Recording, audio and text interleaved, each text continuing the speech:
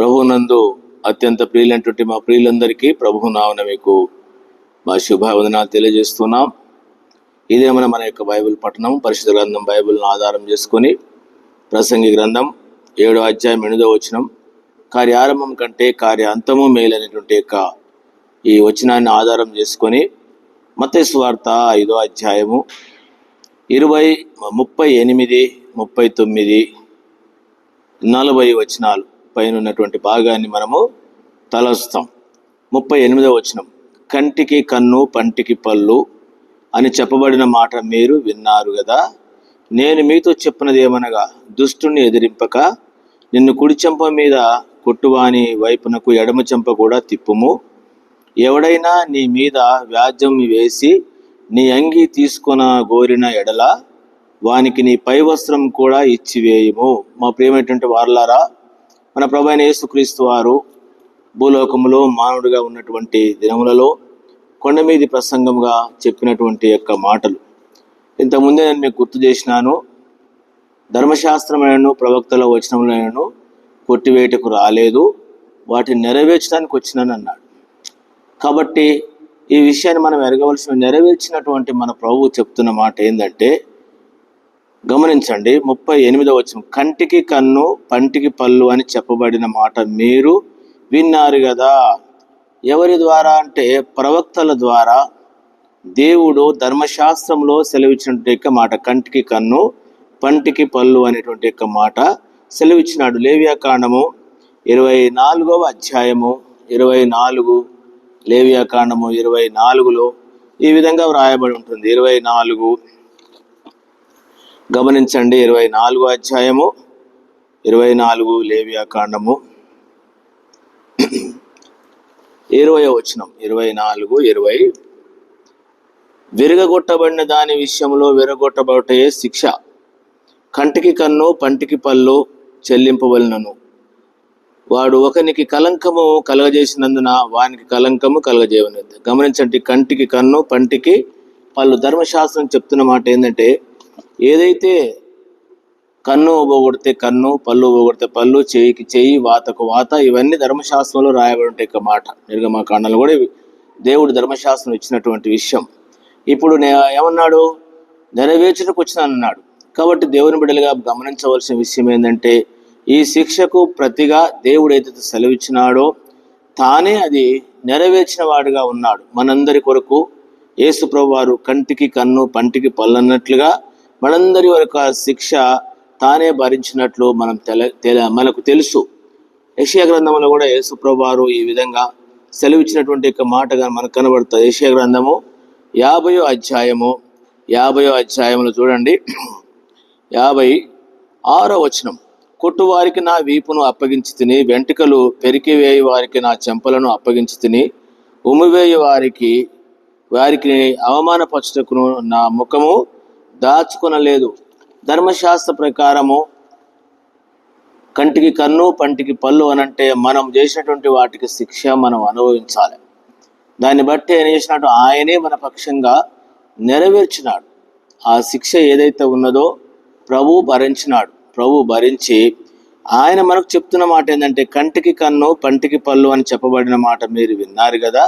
నేను మీతో చెప్పినది ఏంది? ఈ భాగంలో చాలా విషయం. నేను మీతో చెప్పినది ఏమనగా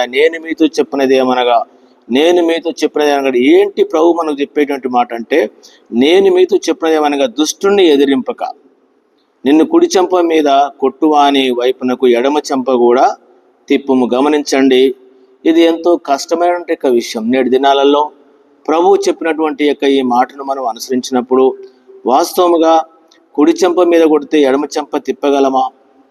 అంత ఓపిక మనకుందా? లేకపోతే ప్రభువు చెప్పినట్లుగా ఆ స్థాయికి మనము వచ్చినామా? ప్రభువు అనుభవించినాడు, మనకు తెలుసు. ఆయన ఎంతో మంది దుష్టులు ఆయన ఎదిరించినారు, వ్యతిరేకించినారు, రకరకాలుగా మాట్లాడితే కూడా ఆయన ఓర్చుకున్నాడు, వారిని ప్రేమించినాడు, వారి కొరకు ప్రాణం పెట్టాడు మనందరి కొరకు. కాబట్టి ఆ స్థాయికి మనం రాగలమా? దేవుని బిడ్డలారా జ్ఞాపకం పెట్టుకోండి. ఎఫెసీ పత్రిక 4:10 చెప్పినట్లుగా దేవుని యొక్క సంఘము ఏ స్థాయికి రావాలనేటువంటి యొక్క విషయంలో దేవుని దాసుడు ఎఫెసీ పత్రికలో సెలవిచ్చినాడు. క్రీస్తుకు కలిగినటువంటి సంపూర్ణతలోనికి, సమరూపములోనికి సంఘము రావాల్సిన వారుగా ఉన్నట్లు గమనించండి. ఎఫెసీ పత్రిక 4:12 నుంచి మనమందరము విశ్వాస విషయంలో దేవుని కుమారుని గూర్చిన జ్ఞాన విషయంలో ఏకత్వం పొంది సంపూర్ణ పురుషులకు మరకు అనగా క్రీస్తునకు కలిగిన సంపూర్ణతకు సమానమైన సంపూర్ణత కలవారము వరకు ఈలాగు నియమించును. కాబట్టి క్రీస్తు కలిగినట్టే క్రీస్తు యొక్క సంపూర్ణత ఏంది అని అంటే ఆయన ఇంత దుష్టులను కూడా ప్రేమించినాడు, క్షమించినాడు, కాబట్టి ఆయన అనుభవించినాడు. అందుకే నేను మీతో చెప్పినది ఏమనగంటే, దేవుని బిడ్డలారా, మనము కూడా ఏ యొక్క అనుభవంలో వెళ్ళాలని ప్రభువు కోరుతున్నాడు. మన దగ్గర నుంచి ఏ స్థాయి ప్రభు కోరుతున్నాడో ఒకసారి ఆలోచన. దుష్టుని ఎదిరింపక అంట. అందుకనే బైబిల్లో కొంతమంది దుష్టులను ఎదిరింపనటువంటి వాళ్ళు ఉన్నారు. ఎవడైనా నీ మీద వ్యాజ్యం వేసి నీ అంగిని తీసుకొని కోరినెల్లా వానికి నీ పై వస్త్రం కూడా ఇచ్చేయమంటాడు. వాడు అంగి గుంజుకుంటే పై వస్త్రం కూడా ఇచ్చేయమంటాడు. అంతేనా? ఎవడైనా నీ మీద వ్యాజ్యం వేసి నీ అంగిని తీసుకొని కోరిన ఎడల వానికి నీ పై వస్త్రం కూడా ఇచ్చేయమంటాడు. అంటే ప్రభు దేవుని బిడలముగా లేక దేవుని దాసులముగా చెప్పేటువంటి మాట. అందుకే నేను మీతో అన్నాడు. అంటే యేసు ప్రభువారితోనూ, యేసు ప్రభువారుతో ఉన్నటువంటి వారి శిష్యులు కావచ్చు, ఆయన బిడలతో ఈ విషయాన్ని కోరుతున్నాడు. లూకా గారు కూడా 6వ అధ్యాయంలో ఈ విషయాలను ఇంకా వివరంగా రాస్తున్నటువంటి సందర్భము మనకు కనబడుతుంది. లూకా సువార్త 26వ అధ్యాయం. దయచేసి భాగాలను చదవండి. కాబట్టి మనము కూడా ఏ స్థాయిలో ఉంటున్నామో, ఏ స్థితిలోనికి రావాలని దేవాది దేవుడు మనల్ని కోరుతున్నాడో మనం కూడా ఎరగవలసింది. ఎందుకంటే మనము దుష్ట లోకంలో ఉన్నాము, భయంకరమైన లోకంలో ఉన్నాం. అందుకొరకనే ఈ మాటలు మనం గమనించవలసిన విషయంగా ఉంటుంది. లూకా సువార్త 6వ అధ్యాయం 29వ వచనం. నిన్ను ఒక చెంప మీద కొట్టువాని వైపునకు 2వ చెంప కూడా తిప్పుము, నీ పైబట్ట ఎత్తుకొని పోవానని నీ అంగిని కూడా ఎత్తుకొని పోకుండా అడ్డగింపకము. కాబట్టి ఏమంటాడు? అడ్డగించవాకు. కాబట్టి దేవుని బిడ్డలారా, నీవు నేను ఏ స్థాయిలో ఉన్నాం? మనకు పాత నిబంధనలో కొంతమంది భక్తులు ఉన్నారు. ఎందుకు ప్రభు ఈ మాట చెప్తున్నాడు అని అంటే, దేవుని వాక్యంలో కొన్ని విషయాలు మనము ఎరగవలసిన వారంగా ఉంటున్నాం. ఇదే విషయము పాత నిబంధన కాలంలో కూడా చూస్తే ఓ చక్కని విధానం కనబడుతుంది. ప్రసంగి సామెతల గ్రంథము 20వ అధ్యాయంలో సొలొమోను గారు ఈ విధంగా సెలవిచ్చినట్టు యొక్క మాట మనకు కనబడుతుంది. సామెతల గ్రంథము 20వ అధ్యాయము 22వ వచనంలో ఈ విధంగా ఉంటుంది. సామెతలు 22వ అధ్యాయము సామెతలు 20వ అధ్యాయము 22వ వచనం. కీడుకు ప్రతి కీడు చేసి అనుకొనవద్దు, యెహోవా కొరకు కనిపెట్టుకొనుము, ఆయన నిన్ను రక్షించును. కీడుకు ఏం చేయకూడదు? వాడు దుష్టుడు, వాడిని ఎదిరించొద్దన్నాడు. ఈ చెంప కొడుతా చెంపమన్నాడు. ఇక్కడ సామెతల గ్రంథకర్త ఏమంటాడంటే, కీడుకు ప్రతి కీడు చేసుకొనవద్దు, యెహోవా కొరకు కనిపెట్టుకుని ఆయన నిన్ను రక్షిస్తున్నాడు. కాబట్టి దేవుని బిడ్డలారా, మనం గమనించవలసిన విషయం ఏంటంటే, చాలాసార్లు దుష్టులను మనం ఎదిరించి ఏదో చేయాలనుకుంటాం. కానీ ఒకవేళ అది కొన్నిసార్లు మనకు న్యాయం జరగకపోవచ్చు. కానీ దేవుడు తప్పకుండా న్యాయవంతుడు.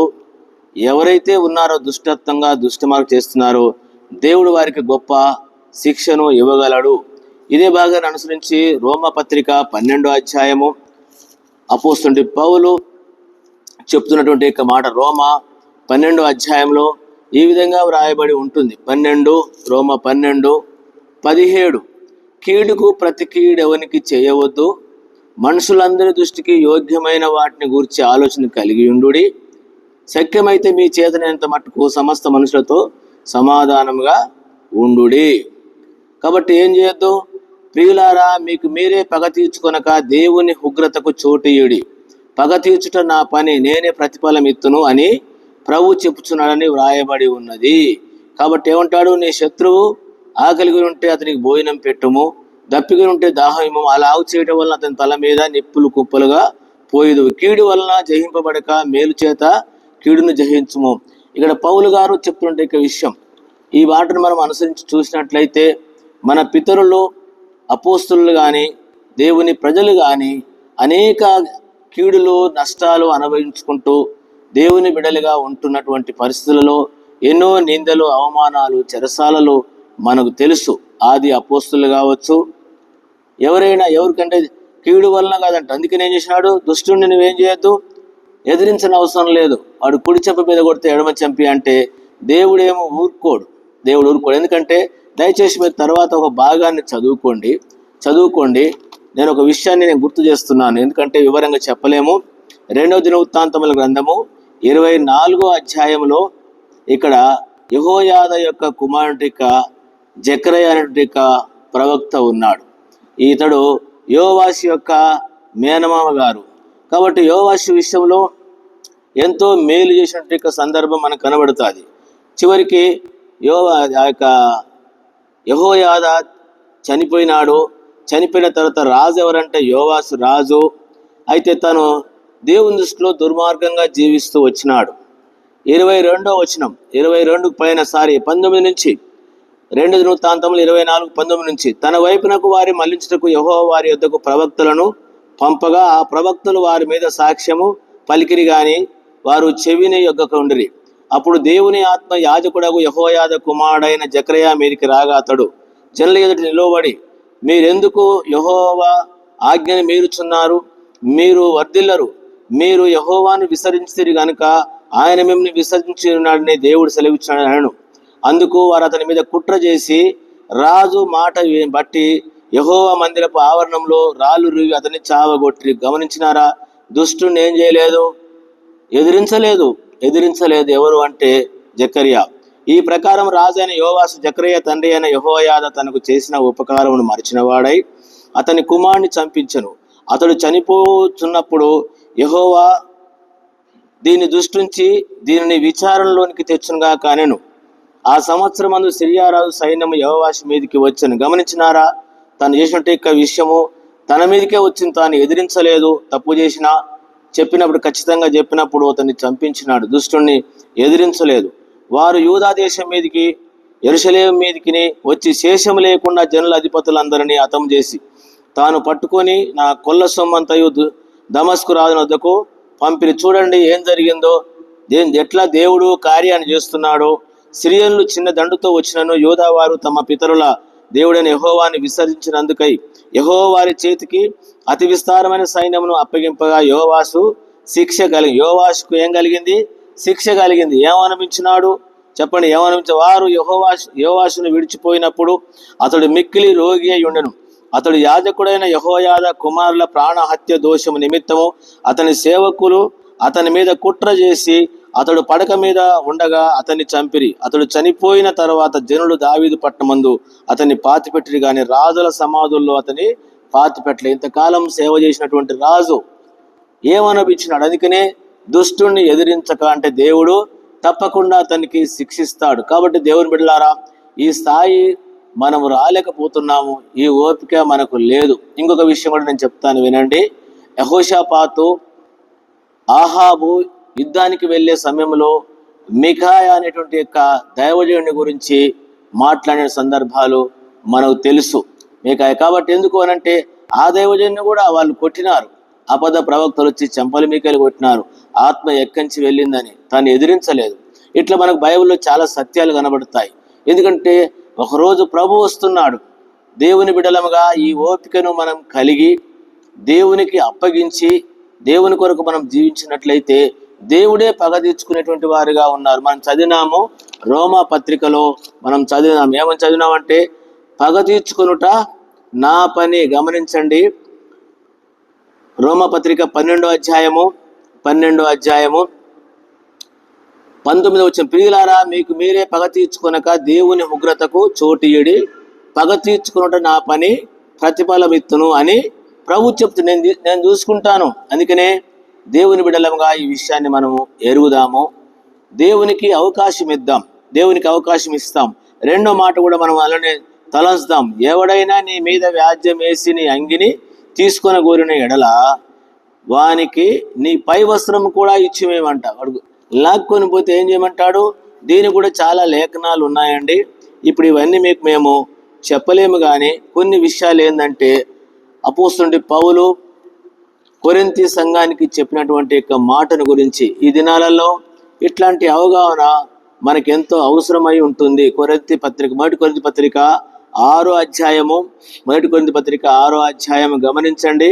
6వ వచనం నుంచి ఈ విధంగా ఉంటుంది. అయితే సహోదరుడి మీద వ్యాజ్యమాడుచున్నాడు, మరి అవిశ్వాసులు ఎదుటనే వ్యాజ్యమాడుచున్నాడు. ఒకరి మీద ఒకరికి వ్యాజ్యమాడటం మీలో ఇప్పటికే కేవలం లోపం. అంతకంటే అన్యాయం సహించడం మేలు కాదా? దానికంటే మీ సొత్తు అపహరించుట మేలు కాదా? దేవుని బిడ్డలారా, ఈ రోజుల్లో ఇలాంటి యొక్క స్థాయిలోకి మనకు రాకుండా దుష్టత్వం చేసేటువంటి వరకు గమనించండి. చెప్పే మాట 2 రకాల వారికి చెందుతుంది. 2 రకాల వారికి. దుష్టుని ఎదిరింపక అంటే ఇది దేవుని దాసులు, దేవుని బిడ్డలు జ్ఞాపకం పెట్టుకోవాలి. వాళ్ళు చెంప మీద కొట్టు అన్నారు కదా, నేను కొడతానని చెప్పేసినటువంటి మాట కరెక్ట్ కాదు. ఎందుకంటే దేవుని బిడ్డలు ఎవరికైనా అందరికీ చెల్లిస్తుంది.